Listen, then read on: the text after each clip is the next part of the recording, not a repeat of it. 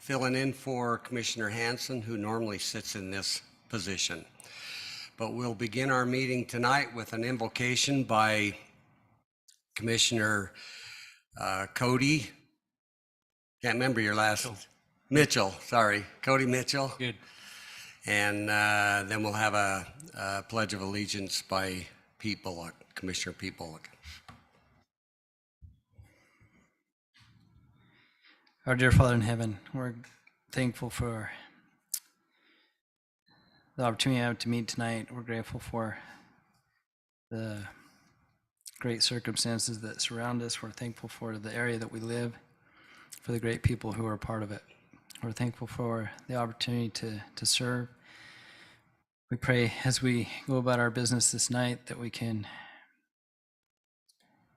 do so in a orderly fashion, and that we'll be able to each share our ideas and opinions, and that things will go well. We're grateful for all those who serve our community, and we pray that would continue to watch over and bless each of them. And we thank thee in this we pray for, and do so in the name of Jesus Christ. Amen. Please stand.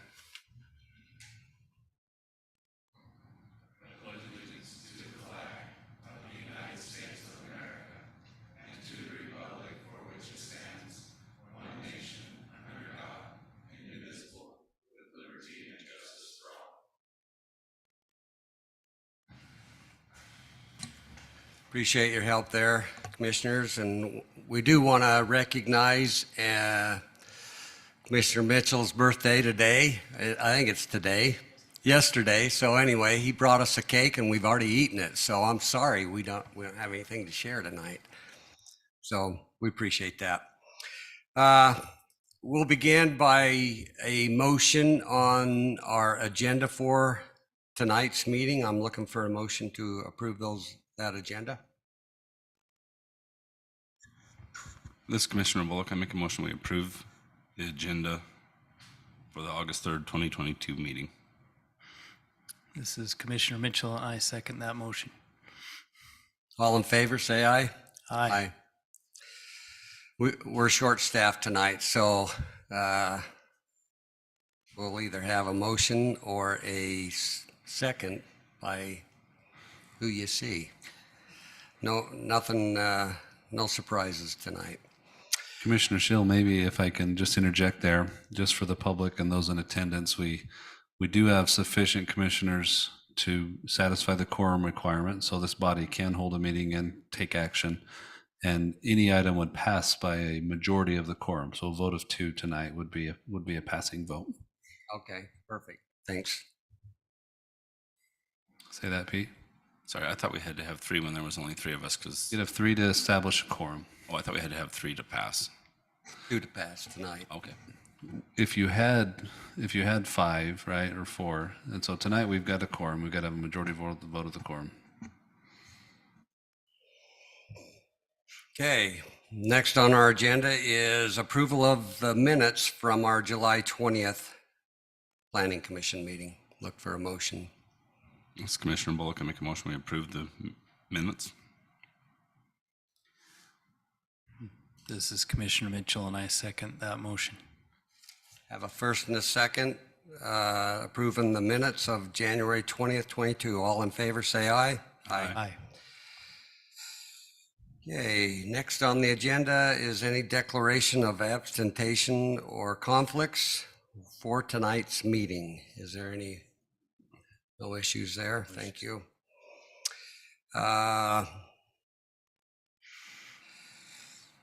Okay, our first item on the agenda, as far as a preliminary plat, is a public hearing, and it's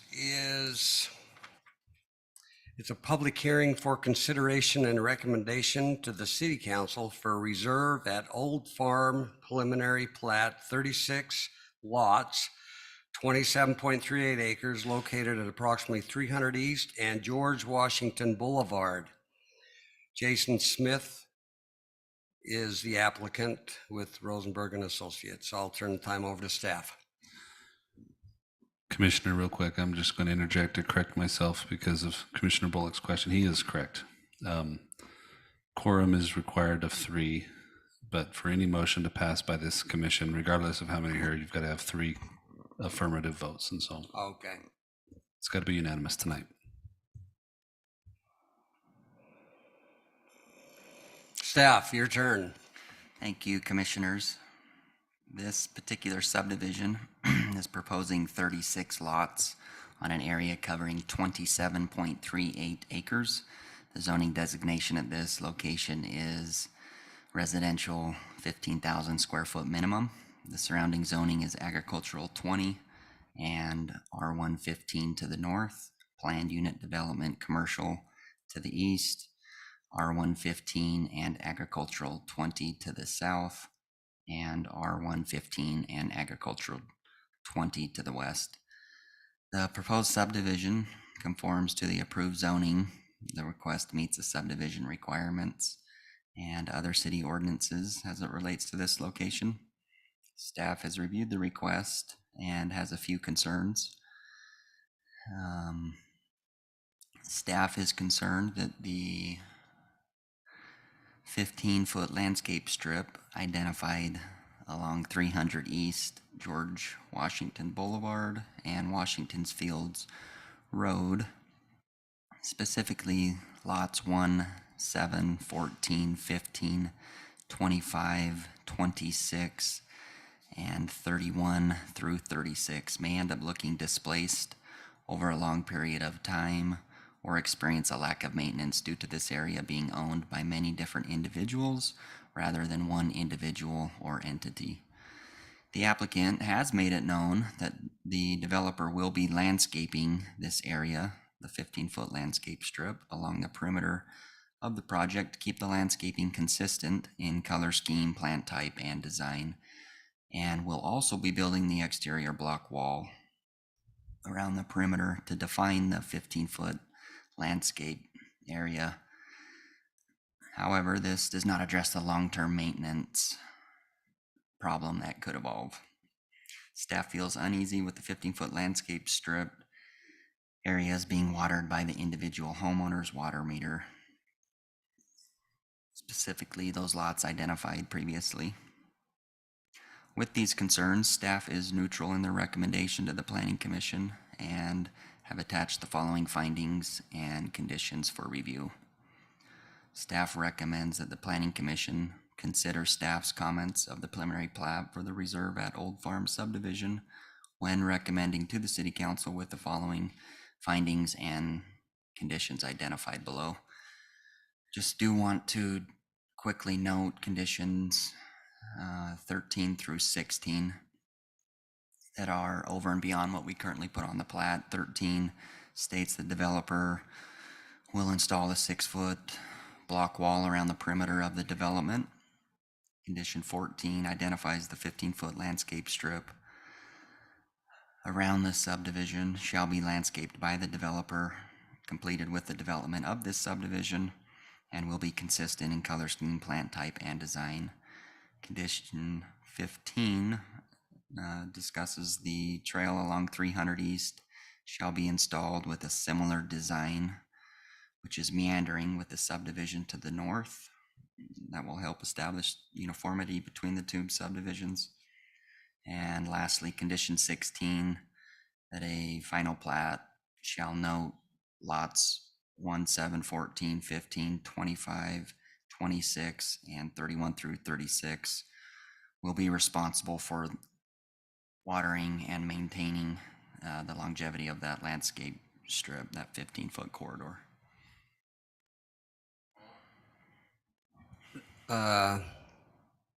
Did you talk about the LID? In my notes, it had some notes about LID. Correct, yeah. As usual, Public Works will be looking into the LID as they always do with the construction drawings, making sure everything pans out. So do we have anything on concern with that? Or is that?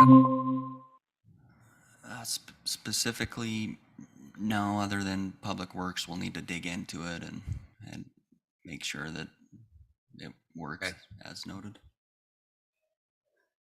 Steve, are you able to share my screen?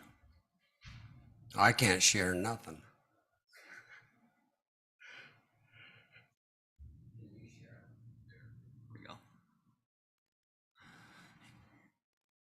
So I'll just kind of walk through this 15-foot along 300 East here. Let's see if I can draw.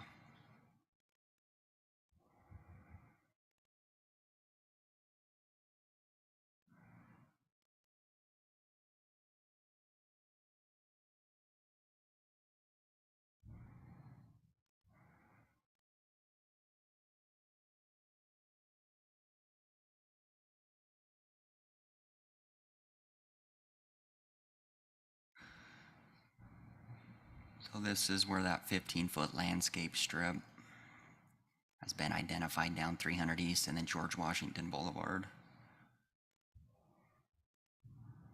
And then there's a little piece. So the fence will be on the right side of that 15-foot? It'll be into the development side, correct? Yeah.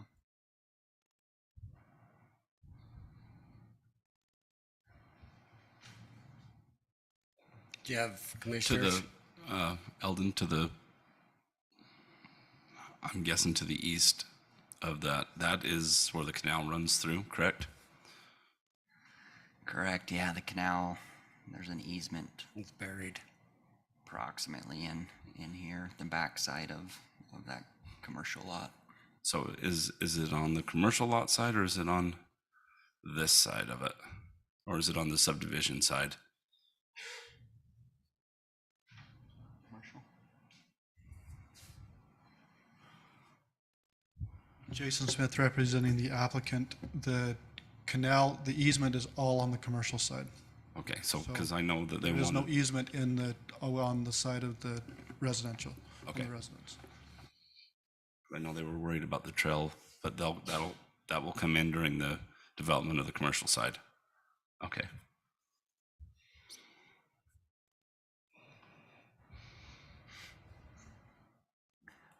I don't know when to bring up this question, but I know currently that piece of property sits pretty low. Is there a way to determine like the elevation of the road and where the elevation of the development? Is that a concern? I mean, I know there were some notes in here about the concern for the drainage, and it looked like there had to still be some studies done to determine where and what.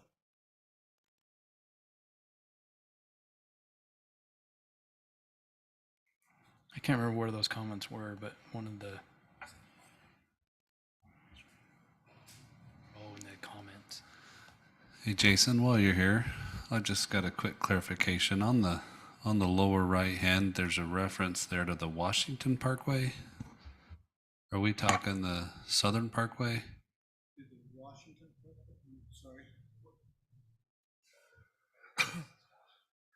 Should say Washington Fields. Well, that's Washington Fields, Washington Fields Road? Washington Fields Road. Okay. It says Washington Parkway, and that is a named road.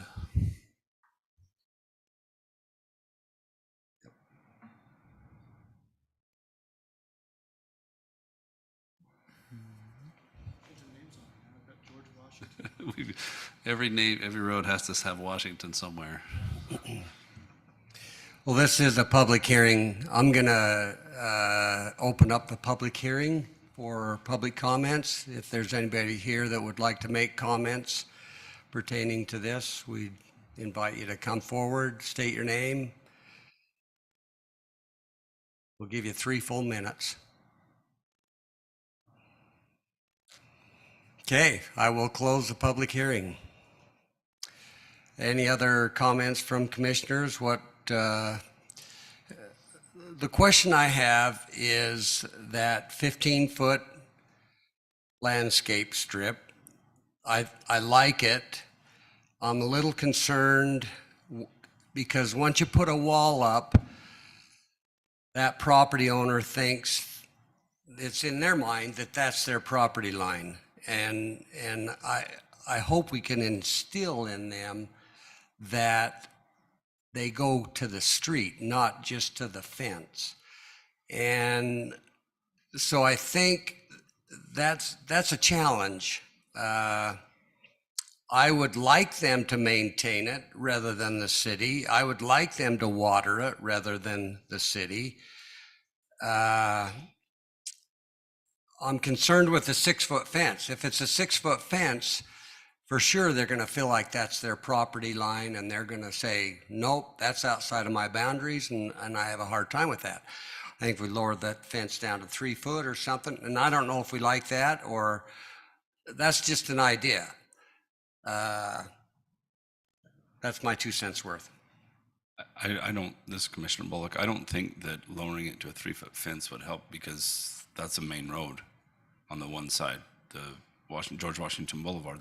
They're going to want that fence to keep it quiet. Well, I agree. Could you keep it 6 foot for their backyard area and where their front of their house begins, lower it to 3 feet? Well, there wouldn't be one on their house because it's only going to run down the backyards of those ones on George Washington Boulevard. Well, the side streets are going to be totally different. So I don't necessarily. So are we talking a The issue I 15? see, Is I there mean, a 15-foot strip on 300 East and George Washington Boulevard? and George Washington? Okay. The thing, I kind of understand because they don't want the HOA is what I'm looking at. This is inside, a lot of people don't like HOAs. They're good and bad, I believe, but I mean, they're going to do a desert landscape, I'm sure, just the way things will, are. yeah. So, I mean, it's going to have to pull weeds and stuff and figure it out that way. Well, I mean, you got litter control and pulling weeds. That's basically what you have. right. And you're going to have that whether it's anywhere. So I think that it just needs to be noted that those lots should be required to maintain that in their deed when they record, which is what this will do for the homeowners. It puts a little more responsibility on the homeowners, but they don't want the HOA, so that way they don't have to have it and they'll know it when they buy it. That's how I see it going. So it will become the homeowners that will maintain that. Yeah. And so I'm just thinking about the rest of that street. You do have Stonehenge, right? Or is that? Mm-hmm. But that's an HOA. You go further down, there are some private owners that do have property, then that 15-foot easement. I don't know. I mean, once it's approved, right, there's no control. Like, it's the owner that will maintain it. And if it becomes an issue, is there something to enforce? Code enforcement would have to do it. Would come in and say, hey, we need to clean up the weeds, or we need to make this look better. The developer, I'm assuming. Can you Please. stand up here and State your name. Sean Sullivan, developing this parcel. Those are all very good concerns. Just want to make some quick comments on how we intended to address those, because we're looking at doing a lot of high-end custom homes in here, like my personal home and a few different people that we know. So it has been a big concern of ours as well, as you get one person to not maintain it and then the whole thing looks junky. So our intention was to stagger the walls and have a metal gate to where, because that's one thing in the past we've had is people, if it's a pain in the butt to walk all the way down and around, Yeah, I like that. they kind of lose sight of it. Where they have a gate, it gives them a way to access it, and then also for landscape maintenance. And then we intend to put in the CC&Rs that homeowner is required to water, maintain, weed control, everything, all their entire property line, and specifying behind that wall. That was really all. I just wanted to kind of give you some clarification of what we hoped to kind of address, how we wanted to address that problem. So would even on not on George Washington, but on 3,000 as well. Yeah, 3,000. Because again, it's the same thing. Like, same thing. we would hope most homeowners would have pride in their landscape, Well, but it just takes one person to not, and it kind of looks bad. So we're going to put some teeth in the CC&Rs that they're required to maintain it, and if not, then it'll be in, I guess, defiance of the CC&Rs. And I haven't figured out that what if there needs to be an individual that can go and take, I mean, obviously the city could control the CC&Rs and that they're not abiding by its recorded document. But if there's an individual that will go maintain that and say, we're going to send you a bill if you don't, we'll go do it and send you a bill if it's not done. But it's kind of the same we run into almost all of our developments, because in a normal neighborhood, that there's not something controlling somebody's yard maintenance. It just takes one person in a neighborhood to not mow their lawn or not care about their weeds, and then it's kind of the same thing. But yes, we are trying to get away from it, of having a large HOA on the project. So when you do landscape that to tie the water into each individual owner, will you just you'll run your lines from how's that going to work? Because until you get your building permit, you don't have access to water to Correct. maintain the We'd have to landscape. tie it off into one area and water it. We've done that in the past. There's a project in Ivan, the same thing, that we had to do a meter, and they're battery powered timers that we put on there. But when they build, we would actually switch it to, we do stub offs on each lot. And this is something that we're okay if you guys would like us to do an HOA, we can do. It's not like a deal breaker for us. We're just trying to weigh out the options, because a lot of times even an HOA does not solve the problem. Kind of as I can't remember who it was, but address that, since even HOA, you still have to pull the weeds and somebody's got to mow it and take care of it. I don't know that I'm opposed to not having an HOA. It's just if there's a way to govern, make sure that it's Well, if they put it look in their nice. CCNRs and have some teeth, We felt like the CCNRs were almost the most teeth you could have, because it's a recorded document that they sign when they purchase a lot. They're going to get copies of that they've received the CCNRs and understand what they're buying. Yeah, and it will be recorded on each lot as Correct. well, correct? Correct. Yeah, I mean, as long as they can get landscape because they're wanting this landscape before the project's done, is that what I understood? It would be easier Sorry. It would be easier for us if we did it and recorded in the CCNRs at the time each owner built the house. But again, that can be a problem with the city, because if, let's say, if somebody buys lot 6 and they don't build for 6 years, and you've got an area that's not done. So that's why we figured we'd just go landscape the whole thing. That way it keeps it cohesive. And if somebody doesn't build for a while, it's still. And you'll have the block wall up before the lots, or before the, when did we want that block wall up? Sorry, it was in here. probably during.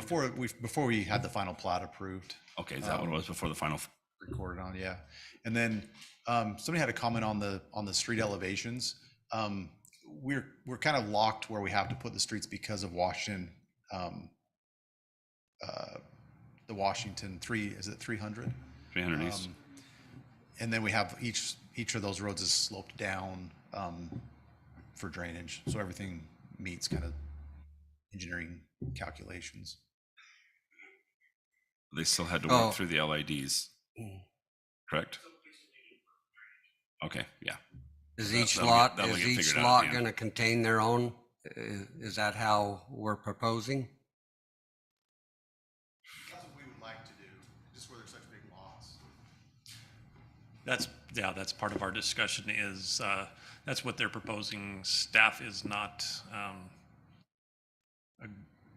it's not our position that's where we would like to have this go. So ultimately, that's why we put that into our report, that we want to study that further, and then Planning Commission and Council make some of those decisions. Well, is it small enough that they can incorporate that in their landscape in each individual lot, rather than having a detention pond that's sightly?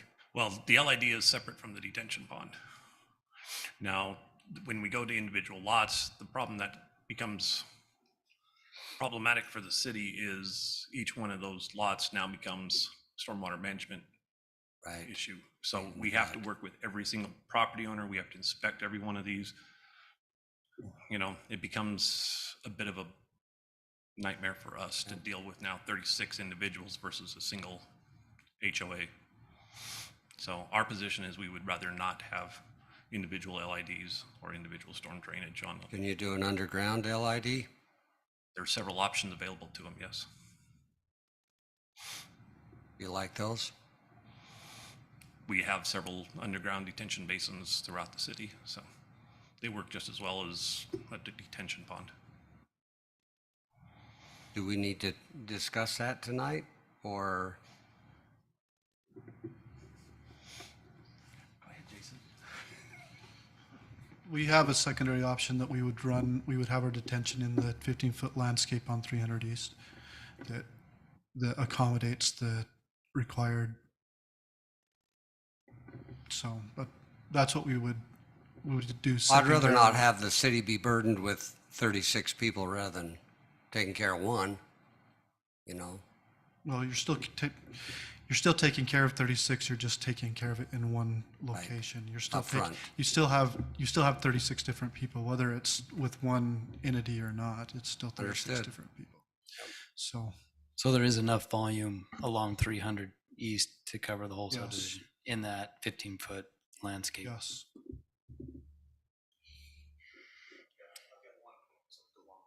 Sean Sullivan again.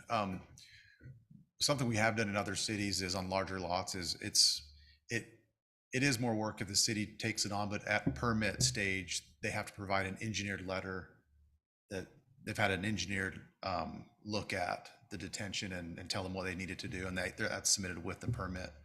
That's something we can enforce with our CCNRs as well, is that they have to submit, have an engineered LID for each site that just gets submitted to the city at permit stage. Just something else to think about. I guess there's something else to think about though too. If all the retention is on 300 East, then that falls on the 1, 14, 15, 20. It falls on 6 owners Yeah. to maintain that retention Yeah, pond. because they're taking care of the 15 feet. Yeah, Right. and they would be maintaining that retention pond. Yeah, I don't want to get into a lengthy discussion. Jason and I and staff have had some debates about this and stuff, but as Sean was saying, yes, initially, the engineer has to sign off and certify that the LID meets the requirements. The problem is that it becomes an everlasting issue for the city. Now, we have to go out there, we have to inspect these things every 5 years, and in between that, we have no idea, what the landowner's doing. They can fill these in, then we're having to come back and deal with 36 individuals, making sure that we get the LID put back in and stuff. So that's why our preference is to not have individual lot storm drainage. But it's something, it's something that you guys will work out before we improve construction. Okay, I'm fine by that. Me too. Any other comments? Well, I look for a motion.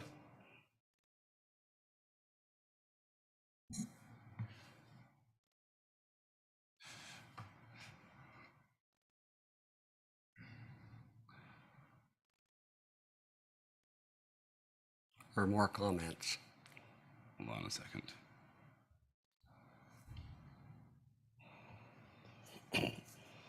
This is Commissioner Bullock. I make a motion to approve the preliminary plat for the reserve at Old Farm Subdivision located at approximately 300 East and George Washington Boulevard with the 2 findings and the 16 conditions.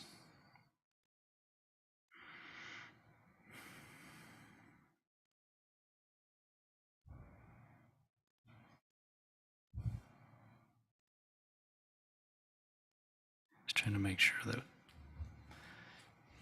everything's covered in those.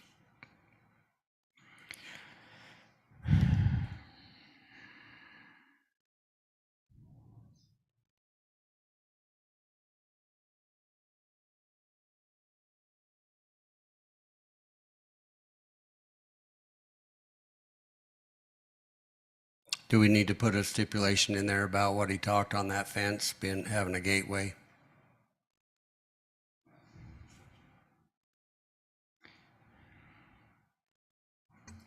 I didn't hear what you said, Pete. Oh, I believe that will be in the construction documents that we haven't seen, so. Yeah.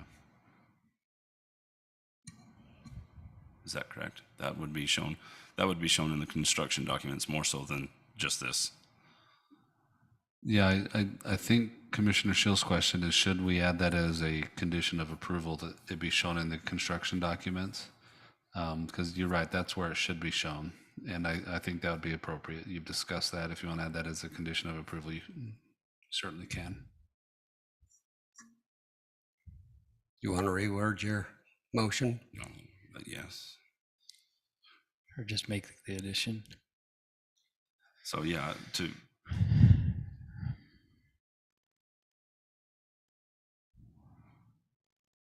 just make another, I think you just state that you supplement your motion to also include. So I'd just like to supplement my motion to include that the staggered blocked walls along 300 East and George Washington Boulevard be shown in the construction documents.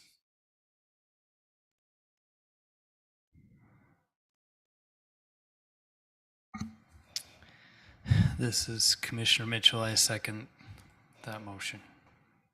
we have a first and a second. Individual roll call. Bullock, Aye.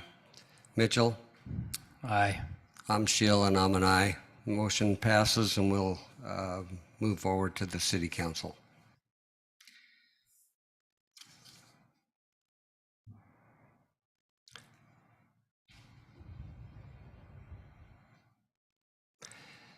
I'm trying to do everything on electronic, so I haven't printed things off, so I'm learning as I go.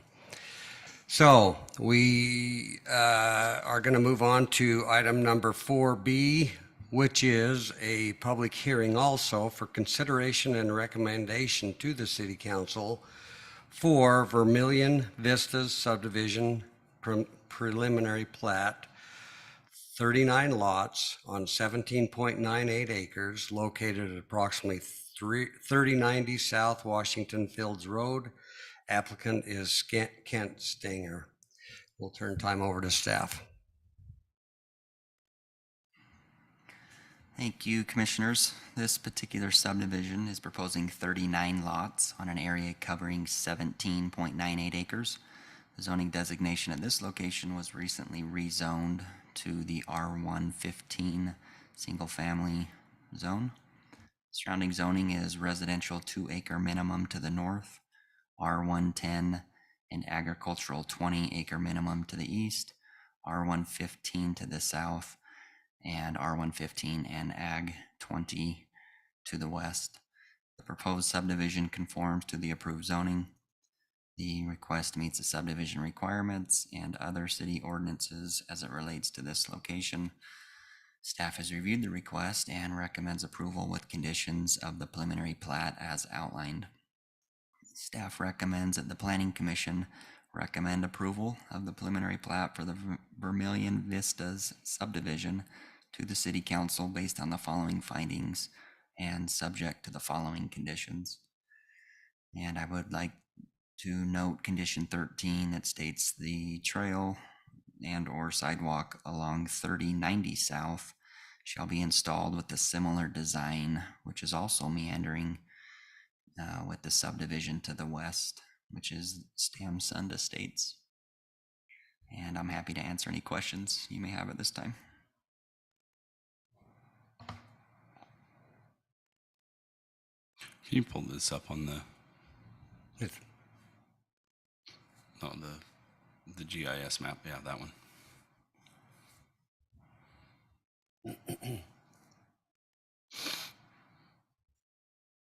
Okay, to open it up. Okay, this is a public hearing. I'm going to open it up to the public for any comments. Anybody like to make?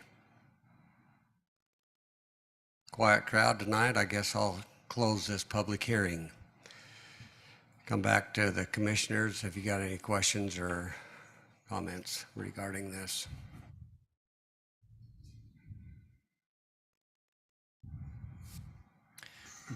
I guess I'm trying to visualize the subdivision that's across the street. The ride in. Is there an extra turning lane in that subdivision that is to the east? Or is it Washington, across is it Washington. just directly right off of Washington? You got one Fields coming Road? in, you got one coming in off Majestic Drive, and then one on down lower on see that right there? It shows the outline of the road coming in. Okay, so that subdivision to the east of it, it's kind of the same way. There's just directly off of Washington Fields Road without an extra turning lane. Right, for now. Yep. There's no center barrier or anything. Yeah. So it's full access. But they're putting that light in right there too. So these will line up, Eldon? Correct, yeah. Skyview Drive will be the feeder in, and then Pineview Street will line up with the existing subdivision. With the subdivision across, so they won't jog and go over. Correct. Okay.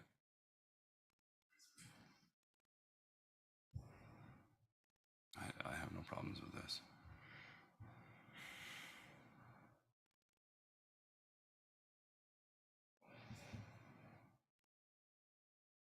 Well, if we're okay with it, I'd like to look for a motion.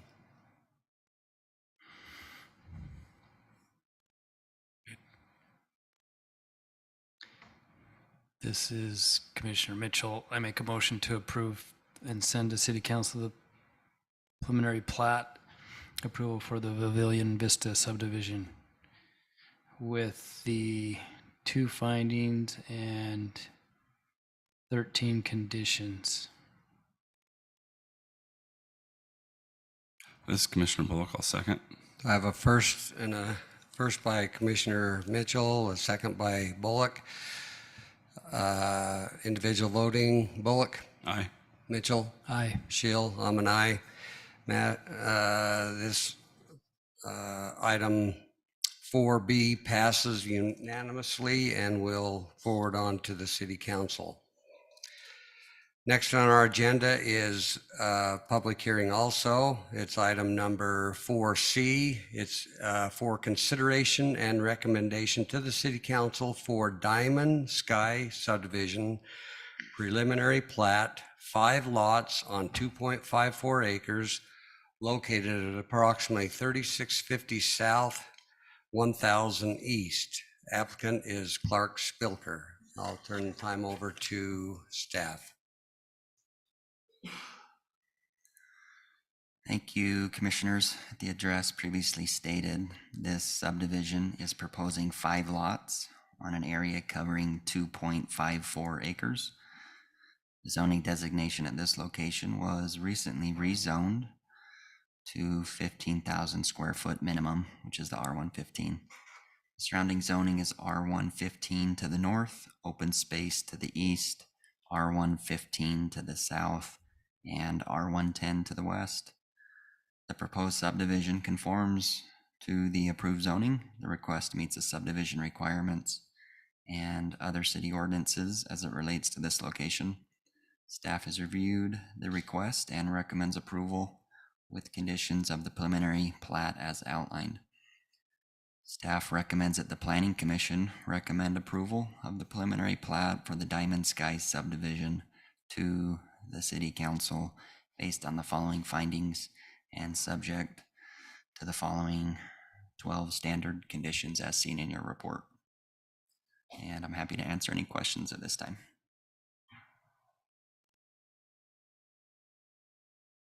You want to cover anything before we open it up? Okay, I'd like to open up for public comments. The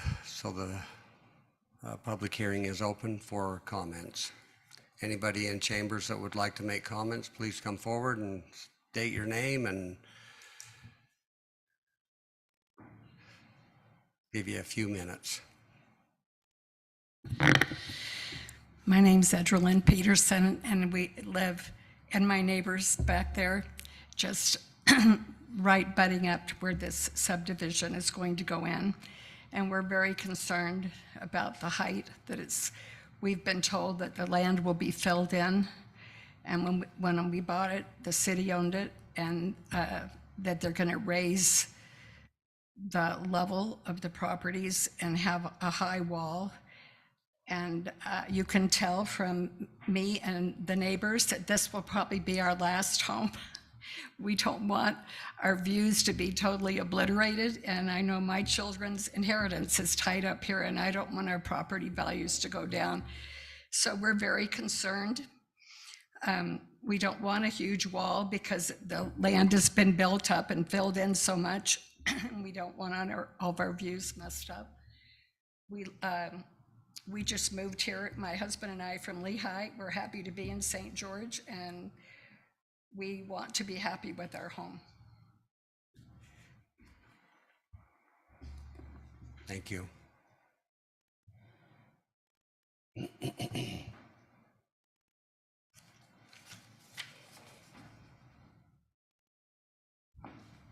Before you state your name, I do want to recognize that we did have a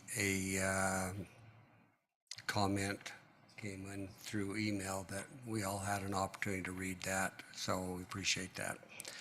Thank you. Hey, my name's Tony Bodell, and I live at the north end of Roadrunner, which would be abutting lot number 1. Okay, time out. Can you throw us an aerial up? That won't come out of your 3 minutes. That's okay, I'm short.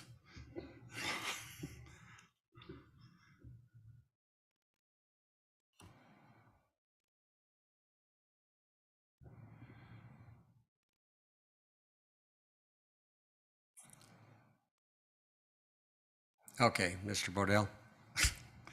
Okay, so I'm not there, but that's okay, right? Oh, no, I am there. It's the rest of the street that's blank. Okay. I have 2 questions. One, I could re-echo Edward Lynn's comments about when we built, we were told that the city owned it and nothing would ever be built there except maybe a park or something, but progress. 2 questions. Sales talk. Sales talk. Yeah, no comment. So 2 questions. Is the developer going to make those lots level and equal to our lots, which are on the north? So in other words, lot 1, will it be the same height as my lot? Presently, it's up higher. Real quick, I've been caught because I looked at the elevation variance, looked like it was approximately 3 feet from, which one's 1? One is, Back to the other one. Yeah. So yeah, 1 to 2, if you look at the elevations on one of those. I did the math real quick, sorry to butt in, but I'll just be quick here. We've got some elevations on here. 27, 26 is gonna be this pad elevation on lot 1. It's going to be sitting roughly 5 foot lower from this lot here. They've got it identified. so the ones on Roadrunner are 5 foot lower. Is that what you're saying? Well, not entirely. So Higher. right here on lot 1, the lot directly behind it, or the bottom of the block wall, which the engineer's identified. He's got it. I just did the math for him. Lot 1 will be roughly 5 feet lower than this area. As we come over to lot 3 is going to be 10 feet taller than this existing. So the pad elevations on this drawing is that you got 27, 26 on lot 1 and 27, 23 on 2 and 27, 20 on lot 3. Are those not correct? Or is it That's 6, 3? I guess that's not. those pad elevations are correct. So am I reading that right? Is that 6 feet different? It's 6 feet different from pad 1, but from the bottom of the block wall to the north of it, it's 10 feet taller. Oh, I got you. Going to the lots Right there. above it. Yeah. Okay, I got you. But to make your entrance into the property, you almost have to have that because there's an elevation on Lot 5 and George Washington Parkway, correct? And then it goes down so that you don't have quite the elevation change going into the circle. Is that correct? Sure. Yeah.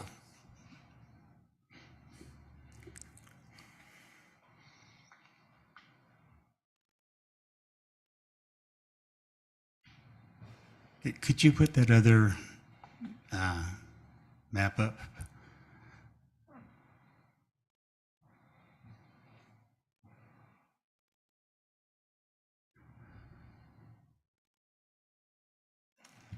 Okay, I know some of my neighbors are not going to be happy, but you answered that question for me. The other question that I had was that at one time we were told that between our lots and the development that's being proposed would also have some kind of walkway in between the two. It's not showing that. Okay. Just wanted to make sure. All right, so my neighbor who has a gate is going to have a problem. All right. Next. I think I'm through. Okay, Thanks. thank you. What's happening with the property on the west side of this? Is there any talk about that? The city recently rezoned it. I would imagine we'll be seeing a preliminary plat here shortly for residential. We had that one right the week after we approved this one. Zone change. It was okay. the next week we had, or 2 weeks Okay. later we had that next one. Remember? Okay, all right. I don't know that you can do anything different with this. I don't know how you'd cut that dirt down. With the drainage, you can't. I think we're the third lot, 28. We don't want it 10 feet higher than our place. Is it currently 10 feet higher? Pardon me? Isn't it currently 10 feet higher? No. That place is down from where we are, not 10 feet higher. So are you on lot 3? Do you border lot 3? We're lot 28 according to Bangater. So Yeah, I don't know where you are in conjunction with this. It is lot 3. Okay. Behind lot 3.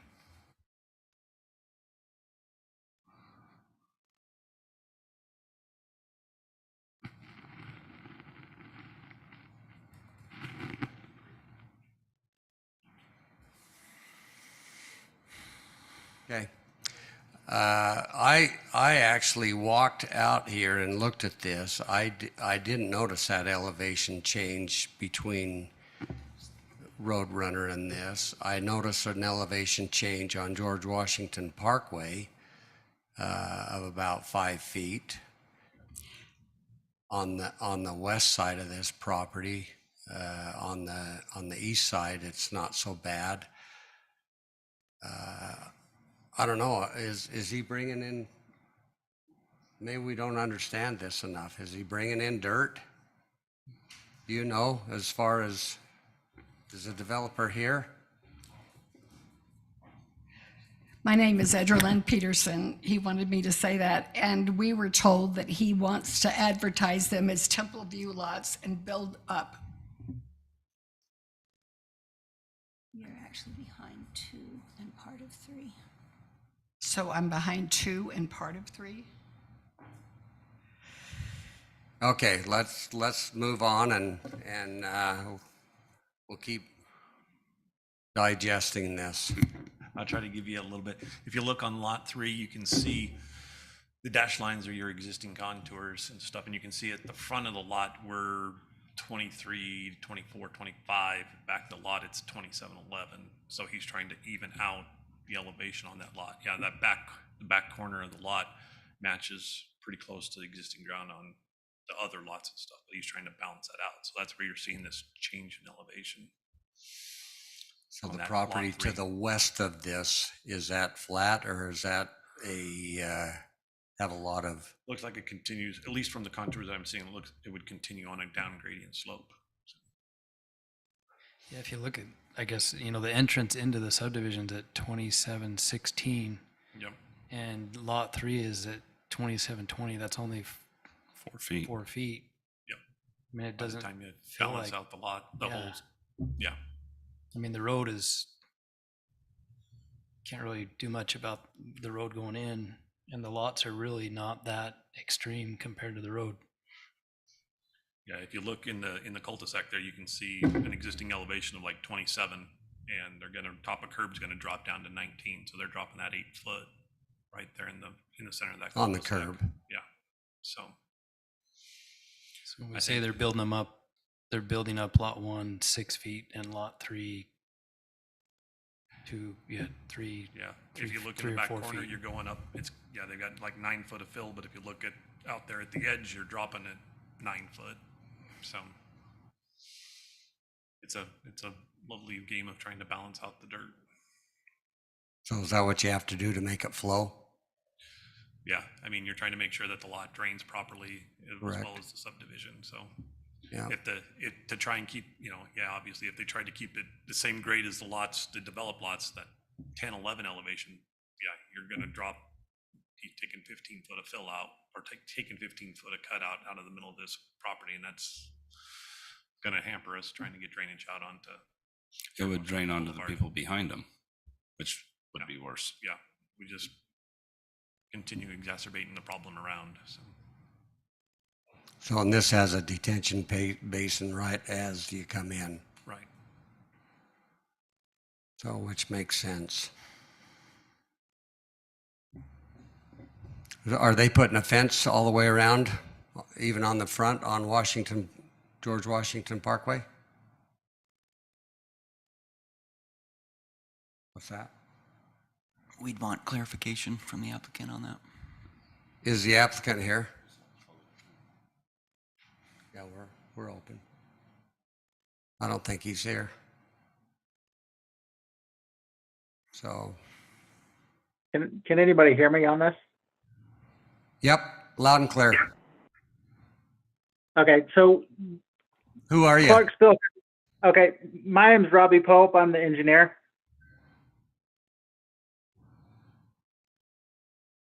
The Okay. applicant wasn't able to come, and so I'm on now, but I'm the engineer that did the design.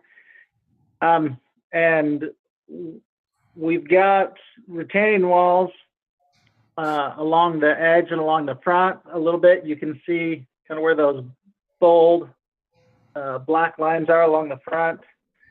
Those are offset back to allow for the landscaping and the trail to continue up to that area. But to be able to provide access from the road, because as you come up George Washington Boulevard, that elevation comes up as you come around, coming into that curve. So we're matching that existing street elevation at the entrance right now, and we're really not bringing it up. There's not a lot of slope to get into that cul-de-sac, just enough to kind of get you off of the road. And really the way that it's graded out is to balance everything that's already there, to balance the dirt that's existing. So you're not bringing more in, you're not shipping any out, you're just taking what's already there, which is up and down, as you see from the contours already, and just balancing out the best we could to try to get something that would work. Obviously, right, you see lot 1 is lower and lot 3 is higher.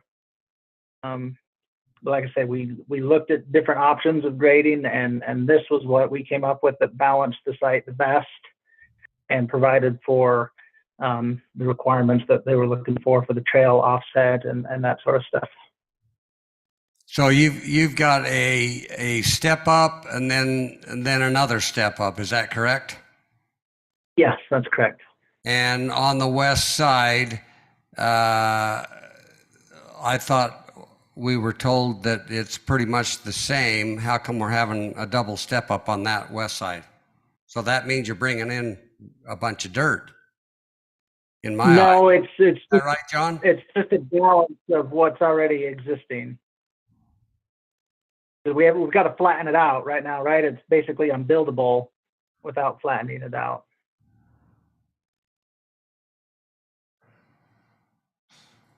So will the retaining wall set right next to the existing block wall of the other subdivision?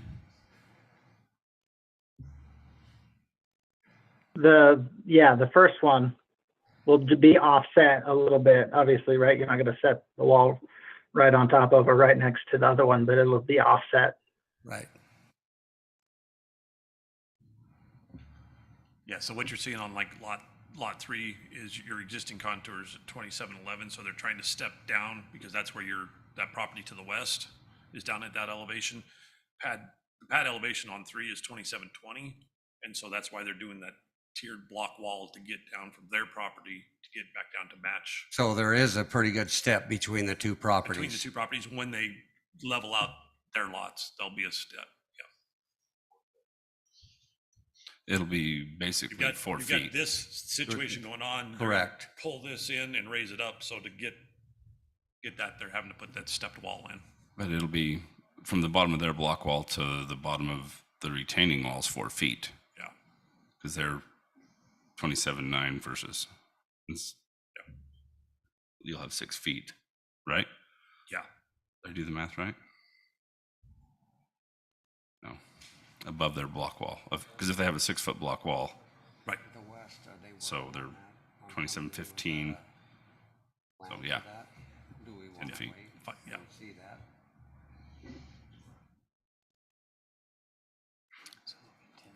You don't think we need to wait? Yep, from right there to there will be 10 feet. So it'll only be 10 feet on that second dotted line, Second right tier. there, and down around the side. But they have to do that, or else they're going to end up dumping everything onto the neighbors when it rains. Right. So, I mean, yeah, it blocks a little bit of that view, but I just wondered if In the end, we it needed saves to them look from- to see what was coming on that west property, but it sounds to me like it's going to flow. They pretty much have to do this to make it work. right. Yeah, otherwise everything kind of stays inside there, right? And everything would either flow to the west or to the north. This is the only way to really kind of keep everything flowing in a direction that's going to contribute to the master plan systems, after we detain it. Like I say, otherwise it's kind of a dead end and everything, if you lowered that cul-de-sac to get those grades in, what would happen then? All the runoff would flood that cul-de-sac and then the houses in there would just get flooded. And the neighboring property parcel 2A, they're going to have to do the same thing, right? They're going to drain to the south towards the road the same way we are. Mm-hmm. Mm-hmm. Mm-hmm. Right. Yeah.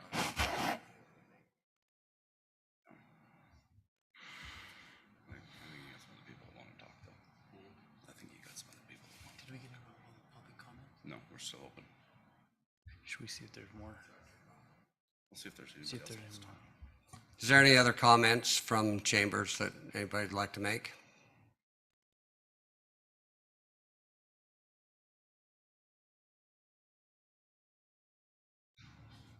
One more. Sherry Bodell, backing lot 1. Are there 2 brick fences? One? Okay, there's already a brick fence there. Ma'am, if you look at the drawing there, you'll see the hashed bolded black lines. Yeah? Those reflect a retaining wall and also a block wall. So in the sections where there's 2, there is a retaining wall and a block wall that run parallel to each other. And those are proposed in addition to whatever walls might already exist. Thank you.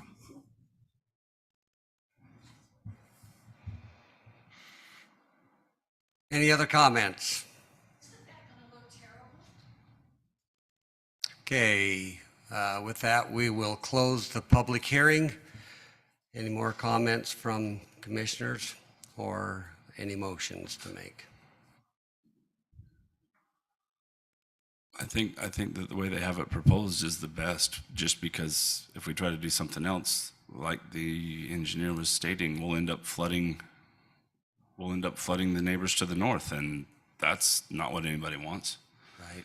So I think this is the best way. These are big lots, they're going to have big homes on them. So if there is a view that's going to be lost, it's going to be by the home as much as it is anything else. I mean, those are half-acre lots. They are. They're almost half-acre lots. They're big. They're big lots. They'll be nice. I mean, everything that's backing up is going to be in someone's backyard, not their front yard. But I'm okay with this. I mean, it's not optimal, but it's the best thing that can be done for this piece of property. So this is Commissioner Mitchell. I mean, I feel for the residents behind. You buy a piece of property with a hill behind you thinking that it's never going to change, but you can't ever assume. So I feel like the subdivision's been designed in a way that meets the piece of property that's there. Feel like it's a good design. Well, and I think it's a good buffer for those homes back on Roadrunner from the major George Washington Boulevard, because it's going to have a lot of traffic. So I think it's a buffer. I think they have to look at that. So it's probably about all they can do as far as that design. Commissioners, if I may just comment on two of the things from the public hearing. I believe one of the public comments was that it was represented that this land used to belong to the city. I don't find that to be accurate. I imagine that they probably planned for it to be open space, or they hoped that it would be, but I don't believe that this ever belonged to the city. Secondly is, it's the city's standard requirement that lots be built to sit above grade of the roads. And, you know, in prior times when we had less standards for development, there are places where lots are built down below grade, but we don't allow those anymore. And so we were going to require that the lots sit above grade to a certain extent, no matter how flat the dirt is. Now, in this case, they've got existing terrain that they're trying to work with. And so, yeah, just to reaffirm that, yeah, we require the lots to sit above grade of the roads.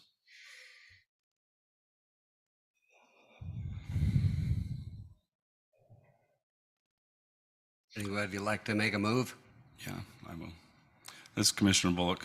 I make a motion. Sorry.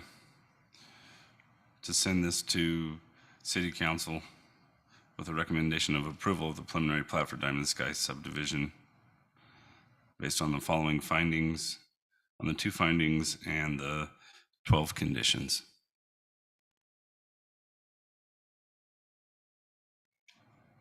This is Commissioner Mitchell, and I second that motion.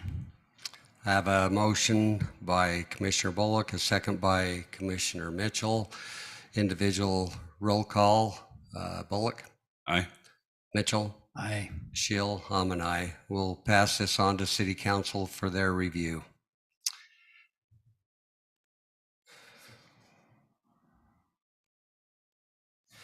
That was for item 4C. We'll move forward to item 5A, which is also a public hearing for consideration and recommendation to the City Council for a general plan amendment, G-22-02, from estate residential to very low density, located approximately 2050 East Washington Dam Road. And the applicant is Richard Rogers. I'll turn time over to staff. Thank you, Commissioners. The requested area at the address previously stated covers approximately 4.82 acres. The current land use designation is estate residential. The applicant is seeking approval to have the land use designation changed to very low density residential for the possibility to develop the area into a future residential project. The very low density designation carries a ratio of 1.5 to 2.5 dwelling units per acre and allows for the R115 or greater zoning designations. The surrounding general plan land use designations are estate residential to the north and east, industrial to the west, and not yet determined to the south. Staff has reviewed the request and is comfortable with the proposal, even though it would be the only designated area as very low density residential in the area and surrounding vicinity. Everything else is either estate or industrial designations. Staff recommends that the Planning Commission recommend approval for G-22-02 to amend the general plan land use map from the current estate residential to the proposed very low density residential designation as outlined above and shown on the exhibit attached onto City Council. And I'm happy to answer any questions you may have at this time. Alden's Commissioner Bullock, I have a question. It says 1.5 to 2.0 per acre. So that's the R115, correct? R115 falls in that. If we rezone this, they can put R115 in there. Is that what I'm seeing?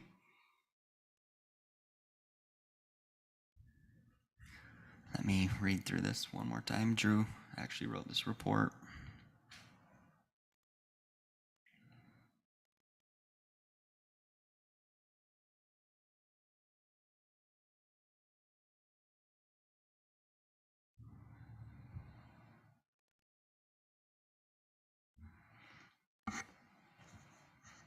So That is that's- correct, yeah. So, I mean, They're wanting to go to the 1.5 to 2.5, which and what was it? And before it was uh, state?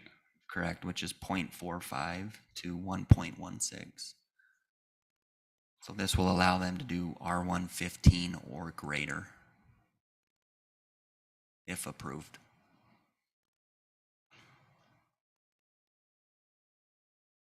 So what's the size of the RA half? Is it smaller than the RA half? Which one? This would be smaller than the RA half? Yeah.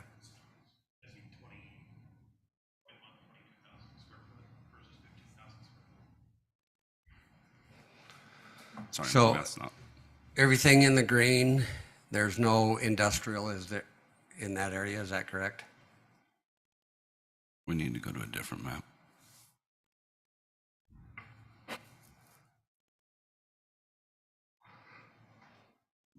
Shown on the screen, that's the general plan as it sits currently. So they butt up to the industrial on the general plan. So the industrial's in the purple, correct?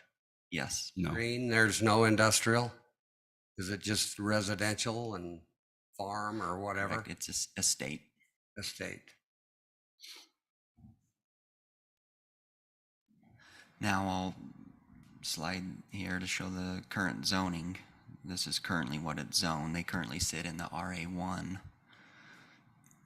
So they won't directly butt up to residential on the current zoning.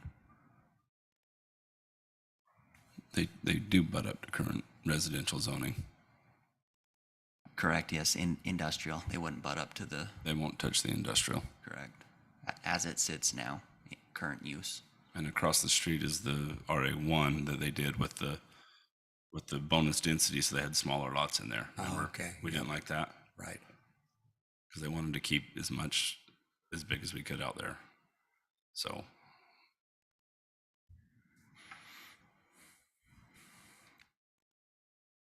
Well, this is Shill.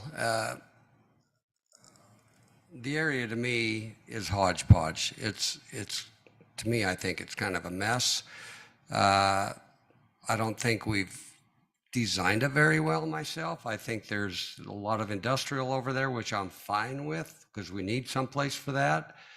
There's no CCNRs, so I think it's just a little kind of wild westy. This here, I think it's a good buffer if we leave the other to the west as, you know, larger lots or whatever you're going to be. But if we're going to keep hodgepodging it, you know, we can keep going down this road. But that's just my attitude. I think it needs a little control.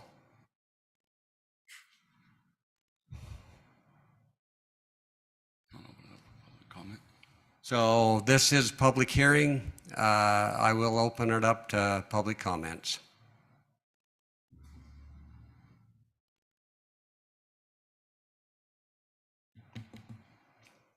Well, everybody's quiet tonight. I will close the public hearing. Any comments by commissioners? I guess my thoughts are it's 5 acres, so they're not, in the way that it's designed, you're not, in my opinion, you're not going to, how are you going to fit more than one or two? You're not. You're going to have to. One on top of the You're going to other. have to take properties together There'll be long skinny lots. yeah, nobody wants to sell them. So, Unless they work with the, it looks like the Christie Trust right next to it, yeah. which is a good possibility. So sorry, across the street is zoned It's the RA1. RA1. They did the bonus density on, and then right next to it, we went to RA half because we didn't want them to do the bonus density and drop it down to the smaller lots. Because in that subdivision, we'd had an issue where there was the smaller lots in there, and they weren't 1 acre lots. Even though they're in the RA1, they used the bonus density and the trail system to the north, so they got away without with the smaller lots. That we denied it and city council Yeah, approved it. I remember. So the RA, so when the next one came in, it was RA half, but those ended up being very larger lots because of the way it was designed.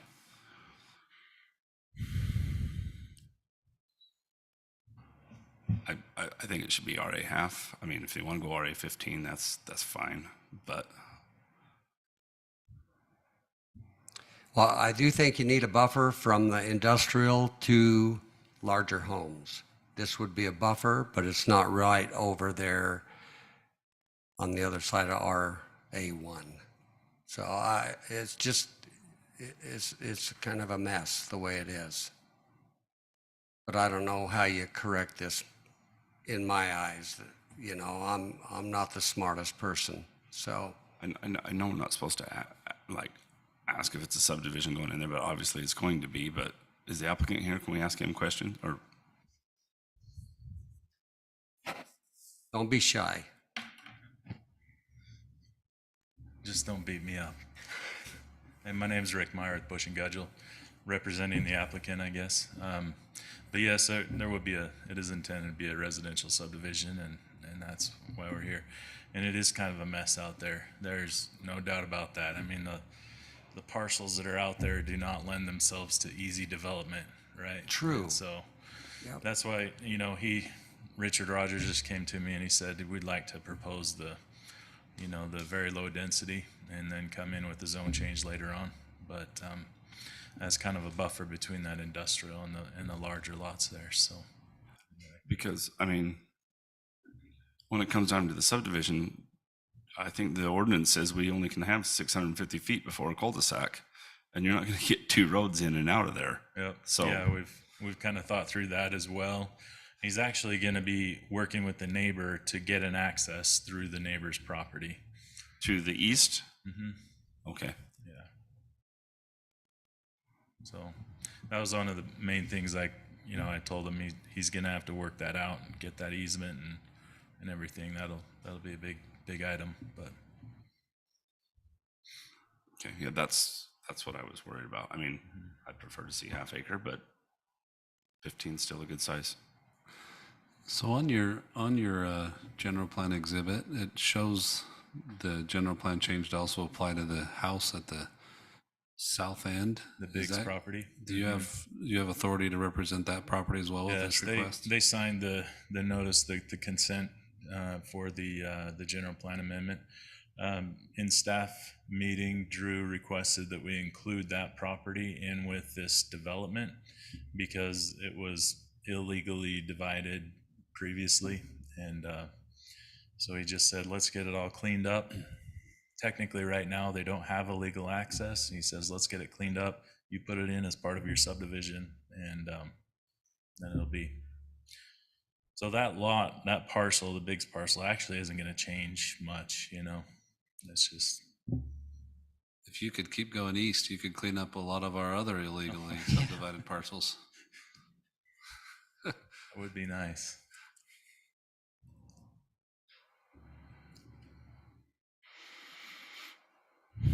Commissioners, if you do the math on it with R115, they're going to be left with about 5 to 6 lots without a secondary access. I guess if they bring a secondary access, they would be able to do more. But with a single 600-foot subdivision road, be about 5 or 6 lots. Is that a private lane? No, it'll be a public, what we're proposing is a public street up there.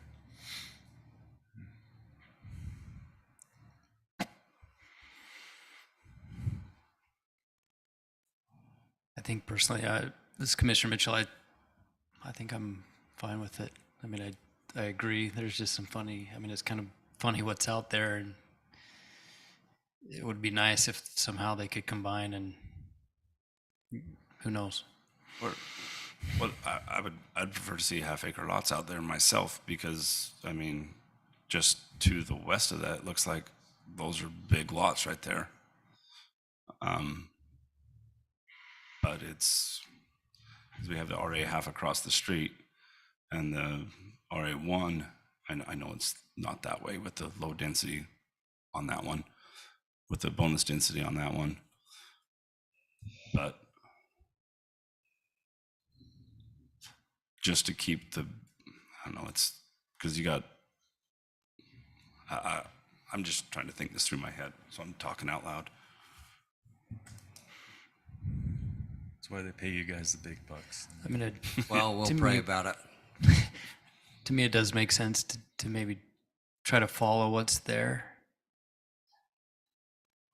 So the RA1 that's across the street, how big are those lots? So I mean, my There's mind's trying to. small ones in there, because they use the bonus density on that one, and then They've shrunk them got- down. There's 6,000 square foot lot in there. I just think we I'm have not to be mistaken. careful what we do out there. It's just, we got to do something to clean it up, make it more livable for the places that are built up on the hill that are going to be really nice. I just think we have to be careful what we're doing. I think the very low densities, the minimum is 15,000, so they should be bigger. So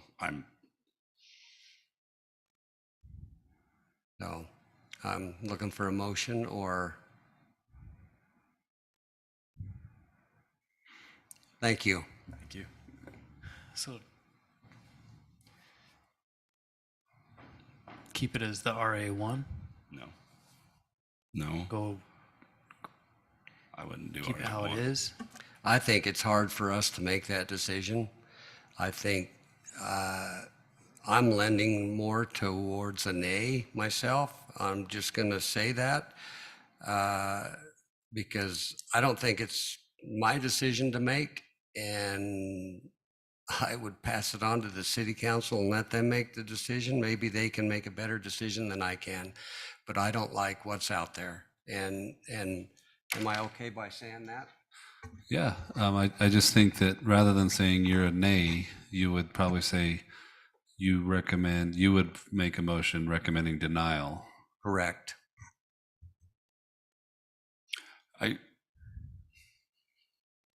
So I'm just telling you, if you guys go for it, I'm going to be a nay, and it's still going to go to city council. No, it won't. We'll have to table it, because we don't have enough to pass it. Okay, we can do that. So a denial or a recommendation, if you can pass a recommendation with a 3-0 vote one way or the other, then it would go to the council, either for approval or denial. But yeah, if this body can't get 3 votes on either one of those, Councilman or Commissioner Bullock is correct. Yeah, table it. Yeah, well, it just failed. No motion passes. We'd have to bring it back to another meeting and where we've got more commissioners present. The reason, what don't you like about it? I just think the whole area needs some real Okay, but some real vision, and I don't think any vision's been put in out there. I know there's a lot of screwball property lines that we have to contend with, but I think we have to have a vision as a city, what we really want to achieve out there so that it cleans it up. And I agree. I don't like how it goes from industrial to those really nice homes, and then it's going to go to industrial again out Right. on Countryway or Landfill Road, whatever you want to Agree. call it. Yep. But it's there. It's It's done there. before us. So I think we should keep But it. is there something we can do to help it? I think That's- we should, yeah, and by helping it, I think we should keep it in the resident. I mean, we have to keep it in the residential. 15,000's a tight fit. It's kind of smaller than I would like to see out there, just because we're moving over into the bigger homes. I think that I would recommend RA half. I wouldn't go to 1 acre, because I think 1 acre they'll try for the bonus density, and then you end up with smaller lots. So I think it would be half acre is what I would recommend. And that's fine, but But yeah, I mean, you know, as my it is position, now, I with don't the think it's 15 my with the decision 15. to make. I can't make that. So he's not asking for half acre. He's asking for something different. So we either say yay or nay to what he's asking for. did you want to say something else? I just say one thing. The 15,000 versus 20,000 versus whatever. Right now, we're just asking for the very low density, and that could be 15 up to, half acre or 1 acre or whatever. If you grant the very low density tonight or deny it, or what you're gonna recommend denial or whatever, but we're just asking for the general plan at this point. So. And I You know agree. that, I but- think No, you're no, thank right. you. We need a general plan that cleans this up, and that's where I'm headed. But I have a heart. I think we either need more planners here, commissioners here to help with this, or let the city council make that decision. That's my attitude. I'm sorry. To me, I think we're there, right? Denial, or I don't feel like we're going to move it. So Right. So either way, it's either going to be tabled and come back, or it's going to be forwarded to the city council for their decision. Sorry, city council. So if you want it to come back to a fuller body of the commission, you got to have a less than a 3 vote. If you feel like you've worked on it enough and the difference as to whether it should be approved or denied is not enough to hold it up, you just find a meeting on one of the motions and let it go to the next body and be worked on there. That just so that I make sure I'm understanding this, because I might not. So they're asking for very low density. Then they're going to go in and ask for a different RA 15 after that to be zoned. When they come in to rezone that, would they be able to ask for RA half, or would they be able to go lower? Or where we take it to a very low density, we're giving them the permission to go to 15,000, correct? So what you're doing in a general plan amendment is essentially framing the future zone requests that may qualify. Any zone request that doesn't fit within this general plan designation is automatically, disallowed. And so this frames what their future zone requests might be. Now, in this area, and because of the shape of these lots, sometimes the zone designation doesn't actually indicate the actual density, because the actual density may be less than the zone designation because of the shape of the lot, the contours, and so, but yeah, tonight you would just, you're considering a general plan change that essentially creates the framework of zone changes they may request in the future. But it doesn't mean you have to approve those zonings. Correct. It doesn't, Right. doesn't We don't. require. It means we don't have to approve it if they come back in. They just want to change it from estate to very low density. Correct. So that's why I would be okay with it.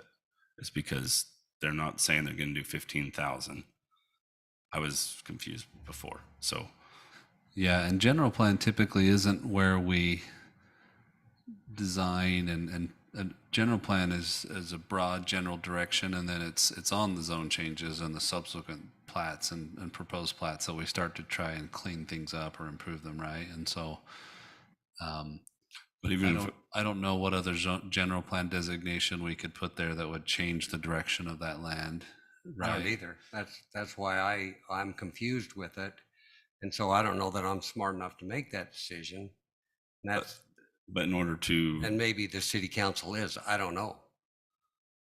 get it changed out of the estate, we have to do this, and there's not enough there to do estate lots, basically. So even if they came back for 15,000, we don't have to give it to them, correct? Correct.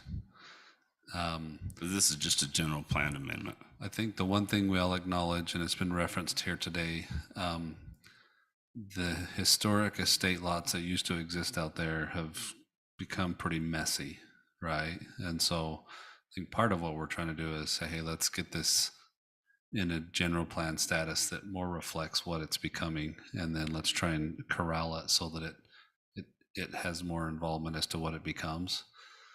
Because there was a time, in the 90s that those were remote estate lots, and folks used them that way, and the dirt road and the whole thing. But it's changed now, and there's been a lot of impact. And so I think part of what we're trying to do is just to adjust the general plan so that the future planning can look at something other than. So is this how you eat the elephant one little piece at a time, or do we? Can the city council do a better job or take a bigger bite? So the city council has considered a general plan amendment, but those require outside consultant advice. It usually takes about a year. Outside consulting advice that comes in and looks at everything and studies it all and then recommends, and then a process of public hearings and public meetings to approve it. Also, the neighbors don't necessarily have to agree to the general plan. If the neighbor showed up and said, hey, we don't agree with what your guy says, the public bodies can take that into consideration. And so I think if you want this area to stay the same, you leave it at its current general plan designation. If you're willing to see if it can change and clean up a little bit, you consider another general plan category and hope that promotes the type of cleaning up that you'd like to see. If you think that all of that should stay big lots like this or bigger, I think that it's probably correctly general planned. The challenge we have out there is they keep chopping them up. They keep carving little, aunt and niece and family lots out of these bigger estate lots and have access that isn't necessarily legally or publicly dedicated. And so it's just become a challenge. So you're telling me to take a small bite like this, and maybe it'll be infectious. I hear you saying you acknowledge it needs to be cleaned up, but you kind of want it on a bigger sweep, maybe a bigger broom, and without a whole general plan amendment, we don't get to use the big broom. We do it on kind of an ownership type basis like this one. I'm totally confused. I think that you're right. I'm trying to get you to a point to at least maybe support a motion to pass it on to the city council. That's kind of where I was going, because we're taking a 5-acre bite out of the bigger problem that you see there. Yeah. With the potential that you never know, but it might motivate additional change. Maybe. And I'm sorry, I'm a stick in the mud, but I'm coming around. No, but I believe that if we change it to very low density, I was just worried that it would go after the 15,000, but we don't have to grant 15,000 later. I was confused there. That is my fault. But as far as changing it, I think it's the way to go. That way we can clean it up, because they're obviously wanting to subdivide it and sell it, and that will clean it up. I know possibly the neighbors might want to do the same. I would love to see that. So it'll all be cleaned up. Mr. Myers even confirmed that staff and the applicant have already talked with one of the illegal, I don't like the word illegal subdivisions, but one of the lots that just hasn't been planned well. It's already cleaning up one of them. It'll clean up the lower acreage as well. And so I like your verbiage, Commissioner, just a smaller bite than what you would like, but I think it is a bite in the right direction. Okay, look for a move.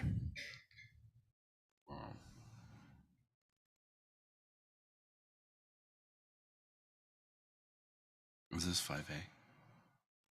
It is 5A. This Commissioner Bullock, I make a motion to approve G-22-02, a request of the general plan use map at approximately 2050 East Washington Dam Road from the current estate to the proposed very low density general plan use designation.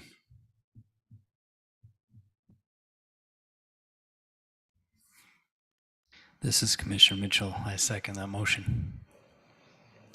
I have a motion by Commissioner Bullock, a second by Commissioner Mitchell. Individual roll call. Bullock. Aye. Mitchell. Aye. Schill. I guess I'm an aye too. I want to see it clean up. Hallelujah. Sorry we went so long. Okay, we will send that forward to the city council, and item 5A passed unanimously. We'll go on to item number 5B, which is also a public hearing for consideration and recommendation to the city council for a general plan amendment G-22-03 from industrial estates and high density to medium density and estates located at approximately 222 West, 840 South. The applicant is Jerry Sandberg and Austin Anderson. We'll turn some time over to staff for review. Thank you, Commissioners. At the address previously stated, this general plan amendment covers approximately 15.6 acres. The current land use designations are industrial and estate residential and high density residential. The applicant is seeking approval to have the land use designations changed to estate residential and medium density residential for the possibility to develop the area into a future residential project. The estate residential and medium density residential carry a density ratio of 0.45 to 1.16 and 4.5 to 6 dwelling units per acre. It allows for the R130, RA half, RA1, and RA2 zoning designations in the estate residential, and the R2, R16, and the R18 zoning in the medium density residential. The surrounding general plan land use designations are estate residential to the east, industrial to the south, open space to the north, and St. George City to the west. And that St. George property is designated as medium density as well. Staff has reviewed the requested change and is comfortable with the proposal, as it is a better fit for surrounding development than what is currently designated. Staff recommends that the Planning Commission recommend approval for G-22-03 to amend the general plan land use map from the current industrial, estate residential, and high density residential to the new proposed estate residential and medium density residential designations as outlined and shown in the attached exhibits onto the City Council for approval. And I'm happy to answer any questions at this time. I will just point out this big green box that is proposed not to change. That is existing estate. The black sliver is what they're proposing to change into the estate. Oh, just that sliver? Correct. Alden, I think that's currently estate is going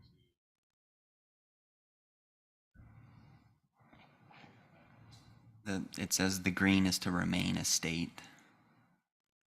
And then, Well, after our last exercise, it sounds like estate needs to come out.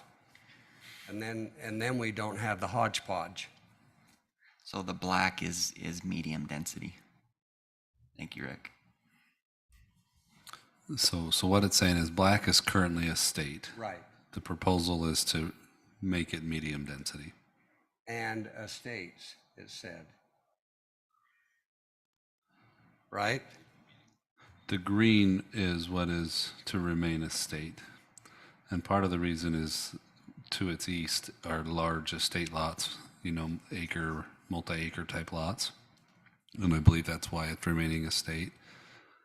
And then the black sliver is currently estate being proposed to go to medium. The tan's being proposed. Okay, I read that wrong. Yeah. Why would that little sliver go to medium density when? Is that right?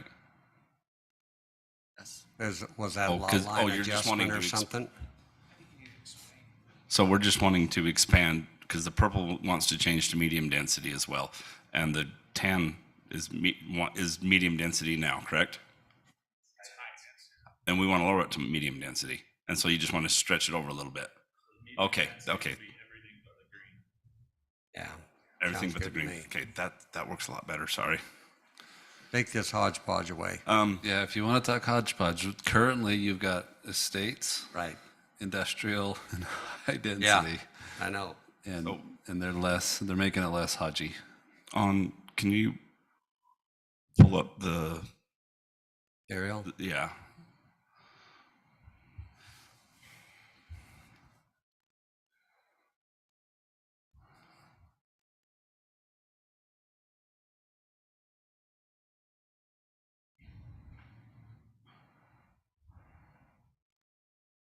Right there by Larson's.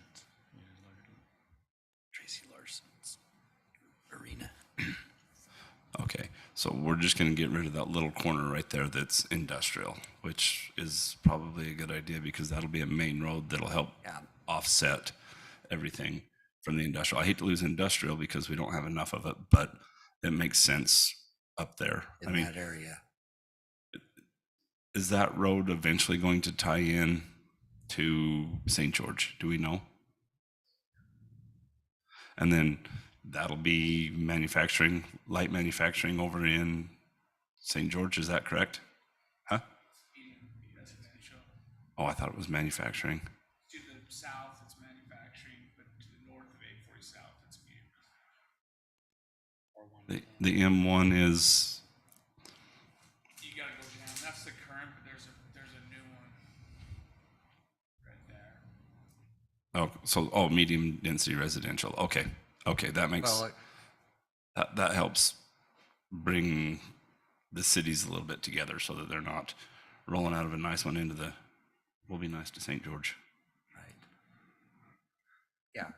Washington City has some opinions about this one, but yeah, that's what it currently stands at. We would have liked to have had some contribution to that development and some of the concepts there. There's some roadways to the north that should connect that aren't really contemplated, and we would have liked to have had more contribution. But you're correct; it's looking at medium there, and so plans are now tracking that. But at least we won't have the industrial up in that around those estate lots. So I think it's a good move. I hate to see it, but I mean, just because I think we need more industrial, but it makes sense to put the medium density next to the estates because you already have the big estate lot right there with the arena and the. So is this Costco? Mm-hmm. So you are going to come in through here and have a bunch of retail, and you'll have a roadway there, correct? Yeah, still a bunch more tax revenue.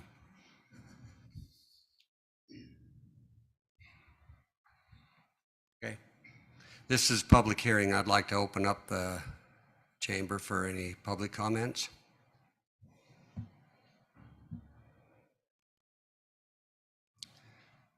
Could you please state your name and? Kendall Miller, sorry. I live right next door in Marlar Estates there, or Marlar Court. And so we back right up to this property. And I got to say, I'm in favor of this. So it's a thumbs up? It's a thumbs up for me. Okay. Going from industrial and high density to medium density, you bet. And keeping the estate behind us there. So, yeah, we look forward to it, cleaning that area up. And we're going to miss herders' cows getting out on our lawns once in a while, but we run cows too, so we know how that happens. Thank you. Any other comments? Okay, I'd like to close this public hearing. Any comments from commissioners or any idea to make a motion? This is Commissioner Mitchell. I'll make a shot at this. So I make a motion to approve and pass on to City Council the G-22-03, the request to amend the general plan land use map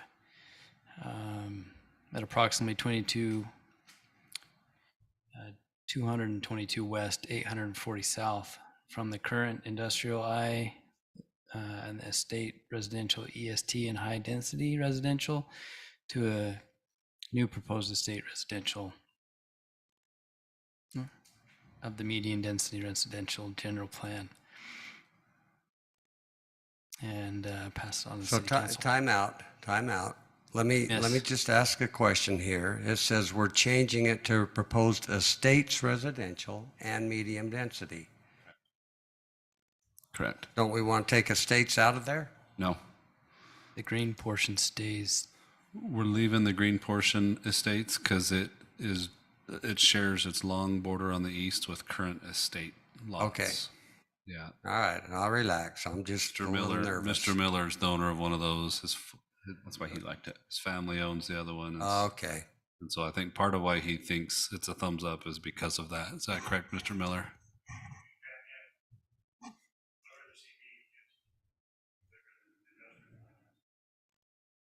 It ties in with the city. I've seen the city. So am I good? Yep. This is Commissioner Bullock, a second. Yeah, I have a motion by Commissioner Mitchell, a second by Commissioner Bullock. Individual roll call. Bullock. Aye. Mitchell. Aye. Schill, I'm an aye. This will, item number 5B will pass on unanimously to the City Council.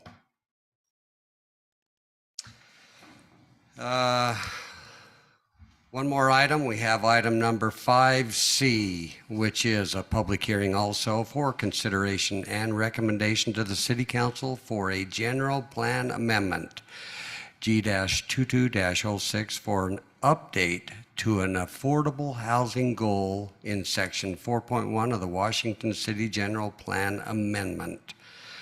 And I will turn time over to staff. Thank you, commissioners. So,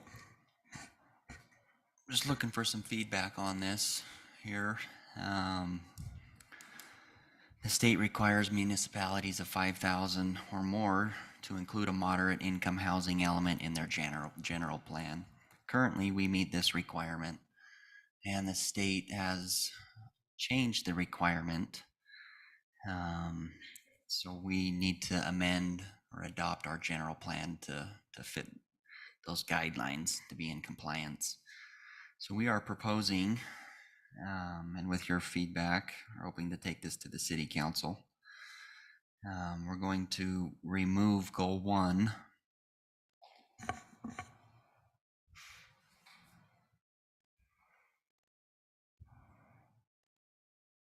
Here's the current verbiage. Going to strike out Goal 1 and the associated strategies, as that verbiage is no longer accepted by the state. And what we're proposing is Strategy 1, which states we will create or allow for and reduce regulations related to internal or detached accessory dwelling units in residential zones. And the implementation plan and timeline, we have 3 of those, which state on a regular basis, we will promote the establishment of accessory dwelling units to increase the supply of affordable rental units. Number 2 states annually review the related accessory dwelling unit ordinance to ensure they are in line with state law and no unnecessary barriers are in place. And then number 3, annually review the related accessory dwelling unit ordinance to ensure they are satisfactory to the city.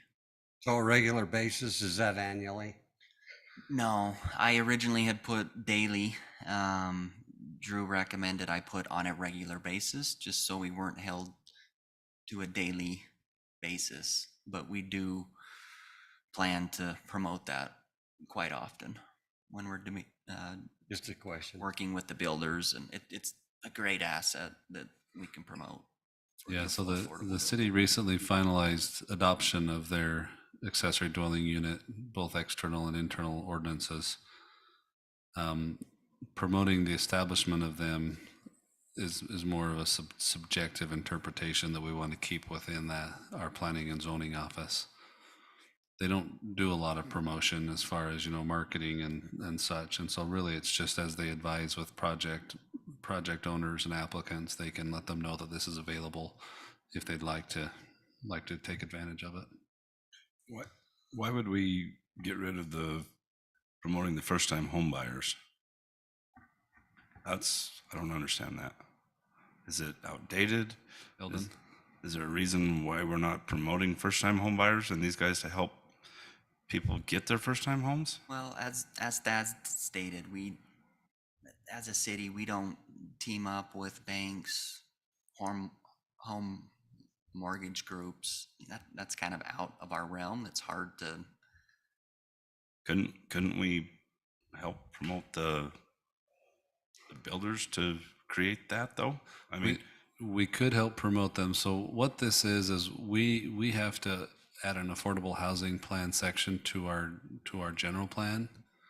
And so we're trying to take an existing general plan section about housing and modify it to satisfy the requirements of the new state law that we address affordable housing. And so we can still promote low income and, easy access or builder access funding and financing.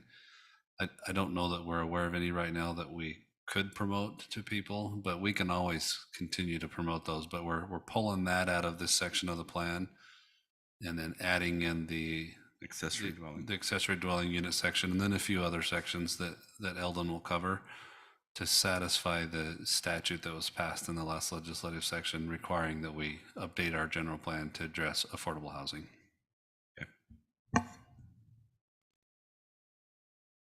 Carry on.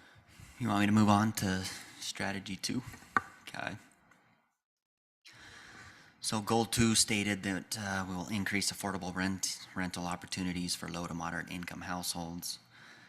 We're scratching that goal out with the strategy. Again, that verbiage is no longer accepted by the state. The proposed verbiage that they're wanting is strategy number 2, which is implement zoning incentives for moderate income dwelling units in new developments. And then the implementation plan with the timeline is annually review residential density ordinances and identify areas that could be beneficial and or accommodate the implementation and or changes to the moderate income housing zoning incentives. And then number 2 is annually review the moderate income housing zoning incentives to determine effectiveness and efficiency towards providing moderate income housing. Oh, so what's an incentive? Is that impact fees? So it would probably fall under our PUD ordinance. We would add an incentive for possibly higher densities for moderate income dwelling units would be an option for that. Just wondering, what the carrot is out there.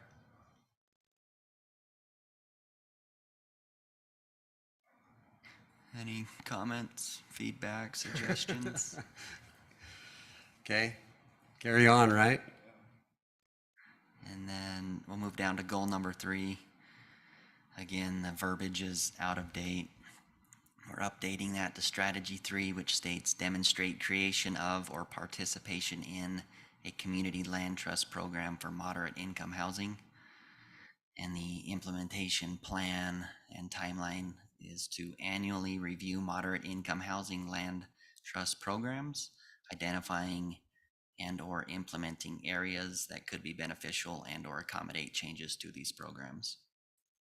And an example of this strategy would be designating percentages that would be required to fall under that moderate income housing element for each development.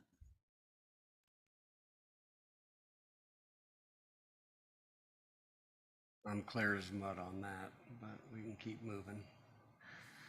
Okay, and then goal number Guys, 4. okay? Goal number 4 in the as stated general plan, we're just gonna scratch that out as we don't have a replacement for that. Yeah. Just update it with the 3. And again, this is just to come in compliance with state standards. Our office is tasked with submitting an annual report to the state with these recommendations that we're updating.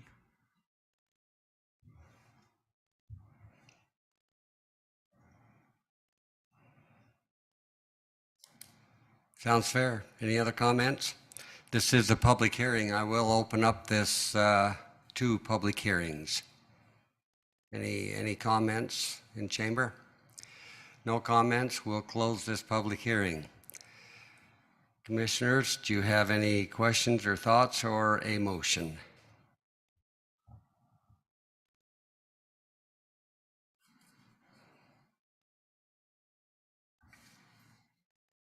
Moving on. I don't know that I have any thoughts. Seems logical. Okay.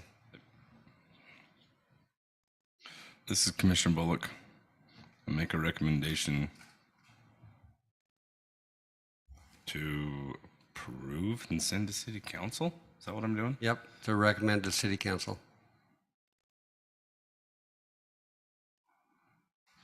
Where is it? Updated amendment or general plan amendment updating. For the update of the Affordable Housing Goals, Section 4.1 of the Washington City General Plan Amendment. This is Commissioner Mitchell, and I second that motion. So I have a motion by Commissioner Bullock, a second by Commissioner Mitchell. Individual voting, Bullock? Aye. Mitchell? Aye. Shill, I'm an aye. Motion 5C passes unanimously and will be recommended to the City Council for the general plan amendment. That is a wrap of this evening, and I look for, do we have to have a motion to adjourn? Okay, let's get a motion to adjourn. This is Commissioner Mitchell. I make a motion to adjourn our meeting for August 3rd. This is Commissioner Bullock, I second. I have a motion to adjourn by Commissioner Mitchell, a second by Bullock. All in favor, say aye. Aye. Aye. Thanks, everybody.